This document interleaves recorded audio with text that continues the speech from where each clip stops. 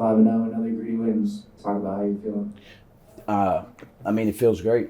You know, I think collectively, first off, all credit to Northern Iowa. I thought they came ready to play. They out-toughed us in the first half. And, you know, we came in the locker room at halftime and just kind of challenged each other. You know, it wasn't any singular thing. We just needed to get a little tougher, get a little grittier. And, you know, I keep saying this, but our depth needs to be the thing that separates us, you know. And we had guys, again, step in off the bench and make key plays and be in at crunch time down the stretch. So just super proud of the group. Thought this is a game that can really propel us going forward, learning how to win in games like this. You know, down 15 with 17 to play, and our team, credit to Khalil and the rest of our guys, there was no panic. They didn't blink, and we just continued to try to play the right way. So, you know, now it's turn the page and get ready for tomorrow. You started a little bit slow in the first half. Obviously, the second half came out, you know, a bit better. Just what was the message in the locker room at halftime?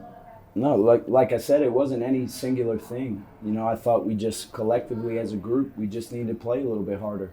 We needed to trust a little bit more and understand that, you know, the gritty 50-50 plays that we talk about making, we needed to make more of those in the second half. And, you know, the game plan going in was to try to unnerve Northern Iowa, and I thought they were super comfortable in the first half. So we tried to change our defensive looks up a little bit in the second half, and I think that, you know, credit to our guys, they really executed it and changed the flow and the rhythm of the game.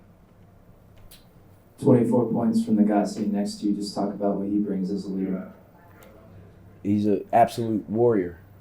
You know, I sleep good at night knowing that the guy to my left is leading the charge for our group. You know, he plays till the very end, never takes a possession off, and he's just a great voice and a great just table setter for our group. You know, you just need to look at him and have the other guys follow. And I believe that, you know, eventually over the course of a game, things will break in our favor. And Khalil did a great job of just keeping the group together and just continuing to fight and to play.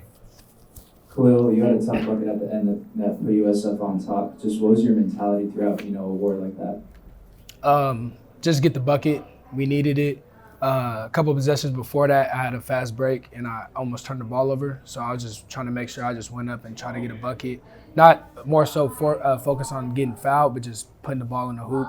And then the ref called a foul, so that was big time for our team. Bench played a big role. Just talk about the guys like Isaiah Hawthorne coming off the bench.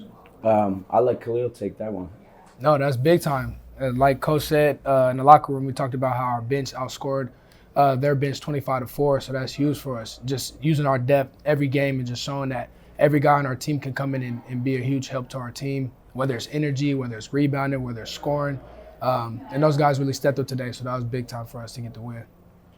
Quick turnaround tomorrow. How do you prepare overnight? It's a quick prep. You know, biggest thing is just getting these guys back to the hotel, getting them off their feet. Our coaching staff does a great job preparing us, so we'll stay, watch this second game, get dialed in on whoever we play. Two quality teams, again, Grand Canyon and Wichita State. So we got to be on our stuff tomorrow and be a little bit better than we were today, because the goal, as we said before we came out here, was to win a championship. So we're going to roll our sleeves up and get after that tomorrow. Yep. One more question. Marcus Williams, you know, not too flashy on the stat sheet, but he had some big-time defensive plays. Just talk about his grit out there. Yeah, he's a guy who, and Khalil can attest to this, is a guy that we've really been challenging from a defensive standpoint since he got here. He's as skilled and as talented as anybody on our team from an offensive standpoint. And the separator for him is his defense. And I was just proud of him for just, you know, gritting up and finding ways to get us key stops down late.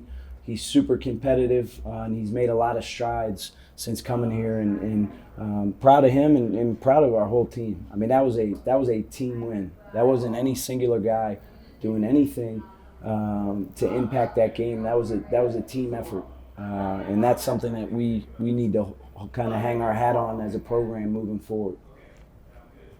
Julian finally knocked down a couple from behind the arc. Do you think that gets him going, or do you think, not too worried about it?